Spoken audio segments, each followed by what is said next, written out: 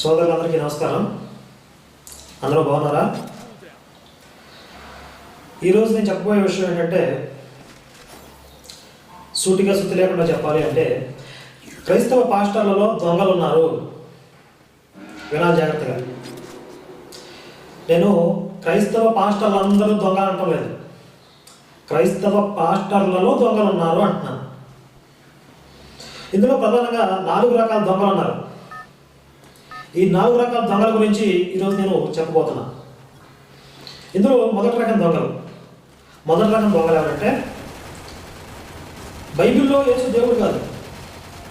బైబిల్లో యేసు ఎక్కడ చూసినా కూడా అంతా నా తండ్రిదే సర్వాధికారం, నేను కేవలం నిమిత్త మాత్రాన్ని, నా తండ్రి ఏం చెప్పమన్నాడో అదే చెప్తున్నాను, అంతా నా తండ్రి ఇష్టమే అని చెప్తాడు.